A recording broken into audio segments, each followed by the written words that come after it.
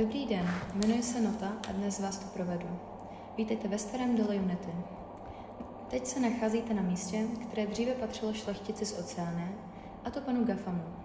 Pan Gafam tady těžil metadata, což je nerost, bez kterého se tehdy nemohl nikdo obejít.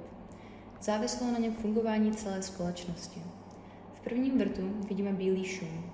Jsou to rychlá metadata a jejich pozůstatky. Obsahují informace o lidské činnosti. Nejsou to jen ovšem bezcenná data, jen leží a korodují. V dalším patře dolů se setkáváme se vzdálenou historií roku 2023. Tady se dolovala metadata důležitá pro tento rok. Zůstaly zde pozůstatky nejen nerostu, ale taky několik zásahů strojů. Zanechali zde stopu v podobě několika nahrávek. Pravděpodobně došlo k chybě, které si tehdy nikdo nevšiml. Pro nás to teď hraje podstatnou roli při doplňování historických faktů do kontextu. Můžeme zde vidět důležité postavy z americké popkultury, členy rodiny Kardashian a Jenner, zejména Kim Kardashian, která byla velmi významná představitelka této rodiny.